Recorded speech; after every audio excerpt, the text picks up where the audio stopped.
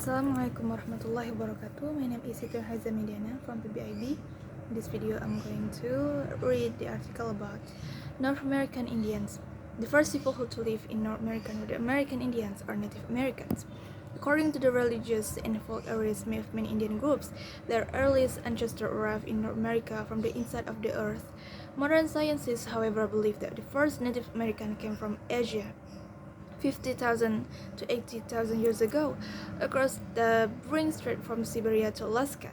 They were nomads, that is, they did not live in one place, but instead were always on the move as they looked for food. In other words, the first American Indians were hunters who followed the animals their food source during time in migration from place to place. Together, the nomadic people and animals slowly migrated toward the south. These early inhabitants spread out all over the North American continent, now Canada and the United States and Mexico. There was a great variety of languages, religious beliefs, and customs among the many tribes or groups of Indians.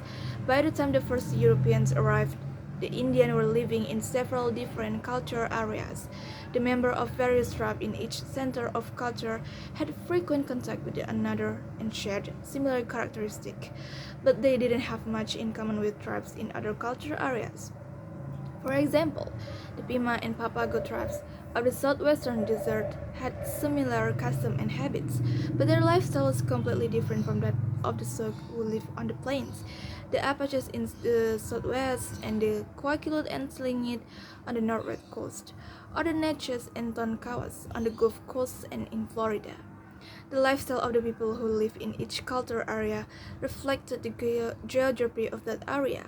The inhabitants of the northwest coast, now British Columbia, Canada, lived by hunting and fishing, but they didn't lead a nomadic life. They didn't need to follow animals from place to place because they could take advantage of the resources where they were living. The ocean and rivers produced salmon, halibut, and many other fish. The forests were rich in animal life. They offered deer, elk, and bear, as well as smaller animals.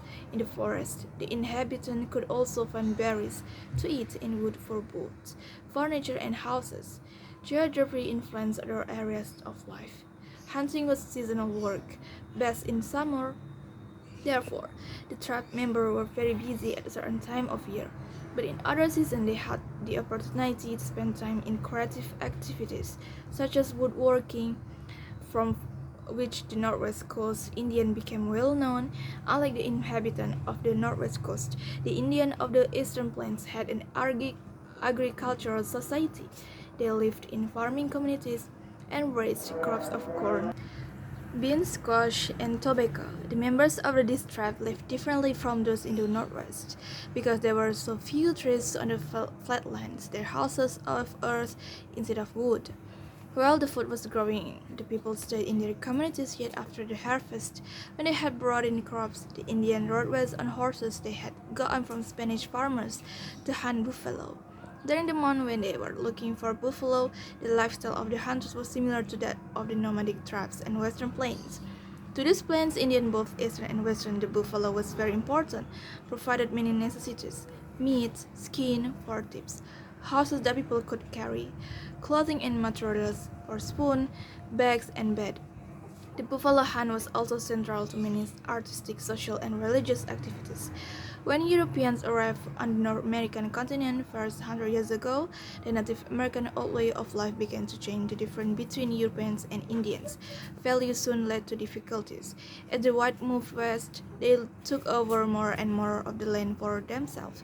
Native Americans had not only their land but also their lives too. Widespread wars and sickness that were not exist in North America before the Europeans came.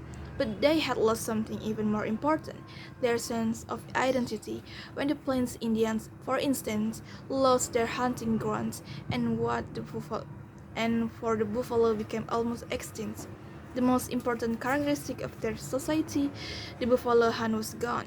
Today, although some Native Americans live in urban areas, many live on reservation land that the government set aside from them. Some tribes have held on to the language and ancient custom of their ancestors, while others in general have forgotten the old ways. Although some groups are relatively wealthy, Most are very poor and have had to receive help from the government. In recent years, many tribes have begun to regain their sense of identity and their cultural heritage. They are having wars once again, this time in court, where they have succeeded in several legal battles. They are fighting to win back their land and their fishing and hunting rights, the best of their ancestral way of life. I think that's all for me, and thank you, and wassalamualaikum warahmatullahi wabarakatuh.